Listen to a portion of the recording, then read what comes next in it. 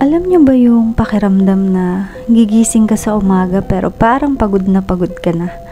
Pagod ka na sa lahat, hindi mo na ginagawa yung mga hilig mo, yung nawawalan ka na ng interes sa mga bagay na gusto mong gawin, yung gusto mo na lang sumuko, gusto mo na lang umayaw, yung araw-araw kang magpapanggap na okay ka kahit deep inside durog ka na. Yung pakiramdam na masaya ka naman pero bigla-bigla ka na lang magbe-breakdown, bigla-bigla ka na lang maiiyak nang hindi mo alam kung anong dahilan. Yung sa daming nangyayari sa buhay mo, hindi sapat yung salitang malungkot ako. Kasi hindi mo mapaliwanag kung saan nanggagaling yung lungkot na yun. I'm sharing this video to raise awareness about mental health issues. Gusto kong i-express yung sarili ko. Gusto ko maging vocal sa kung ano man yung nararamdaman ko. At gusto ko ipakita yung other side ko na hindi alam ng iba. At para na rin sa tuwing mapapanood ko yung video na to, mareremind yung future self ko na kahit anong mangyari o mangyayari, ay pipiliin ko palaging lumaban at magpatuloy sa buhay. At wala na akong pakialam kung husgahan man ako ng pamilya ko o ng ibang taong makakapanood ng video na to. Anxiety, depression, self-harm. Totoo lahat yung mga bagay na to. Hindi siya pag-iinarte o kaoehan lang. Yun kasi yung hindi maintindihan ng iba. Sasabihin lang nila, nagpapapansin ka lang, nag-iinarte ka lang, na choice mo naman kung bakit malungkot o depressed ka. Pero hindi nila alam yung pakiramdam na ang dilim ng mundo mo. Yung pag nagsabay-sabay lahat ng iniisip mo, anxiety, worries, at doubts mo sa sarili mo, sobrang gulo ng utak mo at makakaisip ka ng hindi maganda. Self-harm, na sa iba, humahantong na sa suicide. Tapos sasabihin nila, problema lang naman yan, wag mo lang masyadong dibdibin at isipin yan. Sana ganun lang yun kadali, no? Pero hindi eh. Hindi mo mapigilan kahit ayaw mong isipin. Kusa lang siyang nandyan at paulit-ulit na tumatakbo sa isip mo. Para siyang lason na unti-unting kumakalat sa utak mo. Hindi nila alam na kusa lang siyang tumatama sa utak mo na maiisip mo na lang bigla-bigla na ang boring na ng mundo, parang gusto ko na lang mawala. Yung pakiramdam na mas masakit pa yung nararamdaman mo emotionally kaysa sa physical na pananakit mo sa sarili. Hindi nila maintindihan yun kasi sarado yung utak nilang umintindi. Lalo na sa panahon ngayon, ang hirap makahanap ng taong handang makinig sa'yo. Yung hindi ka huhusgahan at hindi mafe-feeling expert sa condition mo. Kaya minsan ako, gusto ko na lang din sarilihin lahat eh. 12 years old pa lang ako, sobrang bigat na ng buhay ko. Yung pakiramdam na parang may malaking butas sa dibdib ko. Nagsimula lang yun lahat nung naghiwalay yung parents ko. Oo, broken family ako. At mula nung mangyari yun, parang may part sa akin na nawala. Yung pakiramdam na hanggang ngayon hindi pa rin ako buo. Yung parang may hinahanap pa rin ako. May kulang pa rin sa akin.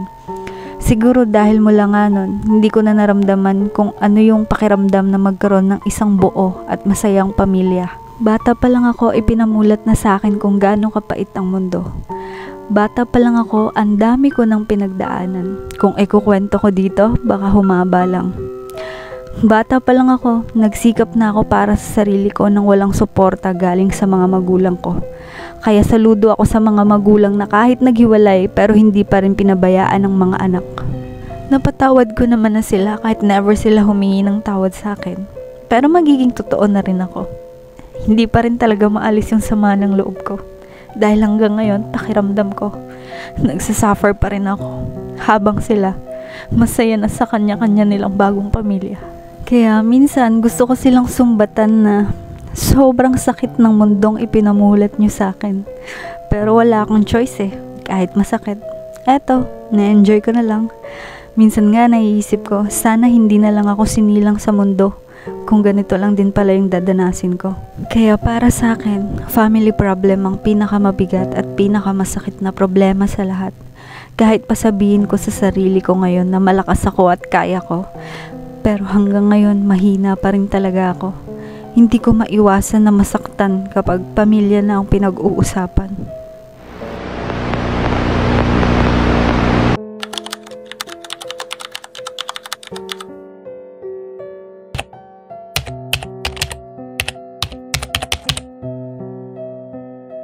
So, sinishare ko tong video na to ngayon to raise awareness for everyone. At gusto ko lang din sabihin na hindi ako proud sa ginawa ko. Pero proud ako sa sarili ko kasi hanggang ngayon nandito pa rin ako. Kaya sa mga nahihirapan din dyan katulad ko, kapit lang tayo. Huwag tayong tumigil na lakbayin yung nilalakbay natin kahit gaano pa kadilim. Kahit hindi tayo sigurado kung ano yung makikita natin sa dulo, lagi natin tandaan na may katapusan din lahat ng nararamdaman natin. Lahat ng pagtitiis natin. At dadating din yung araw na masasabi natin sa mga sarili natin na buti na lang pala talaga hindi ako sumuko. At wag natin kalimutan si God kapag may problema tayo at may sitwasyon sa buhay natin na hindi natin maintindihan. Lumapit lang tayo sa Kanya at magtiwala. Hindi man siya nagbibigay agad ng sagot o solusyon sa mga problema natin, pero may mga taong andyan para sa atin na ginagawa niyang instrumento para bigyan tayo ng message o comfort, kaya wag natin silang baliwalain.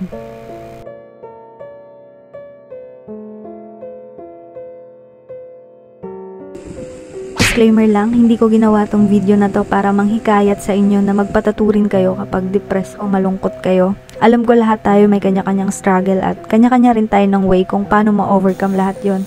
Pero ako kasi, isa sa naging way ko para mag-cope up is yung tattoo. Yung every time na feeling lugmok ako at nakakaisip ng hindi maganda, tinutuon ko na lang dito yung atensyon ko. Kumbaga, ito yung naging way ko para takasan yung emotional pain ko. Na imbes worse na naman yung magawa ko, mas gusto ko na lang siyang imarka sa balat ko in a positive way gamit ang karayom at tinta. Ewan ko ba, pero iba kasi yung satisfaction after ko matatuan. Yung feeling na nakakahinga na ulit ako.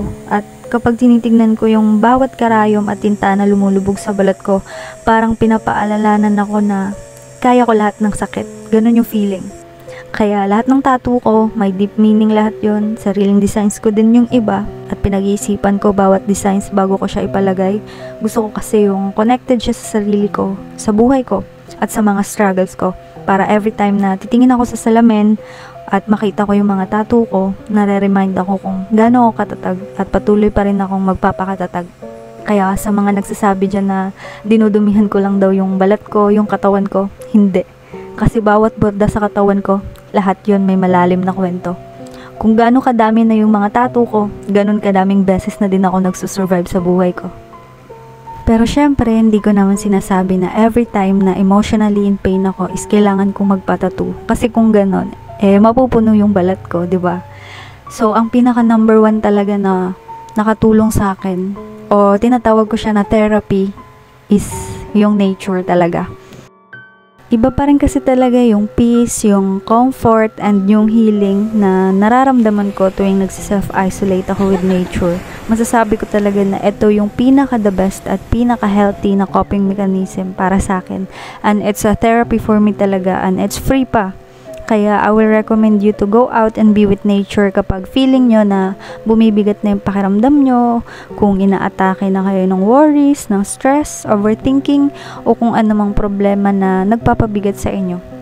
Magpahinga lang kayo kasama ang kalikasan. Huminga kayo sa kalikasan, promise, solid talaga. And before I end this video, gusto ko lang sabihin na I survived again. Yeah.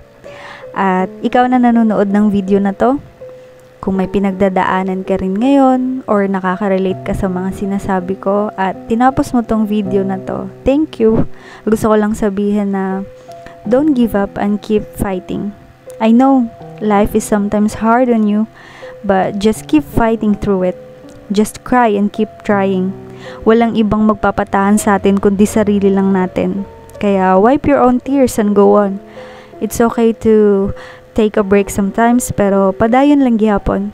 We are stronger than our struggles. Kaya mo yan. Kaya natin yan. Hugs! And kung kailangan mo na kausap, message me. Tara, usap tayo.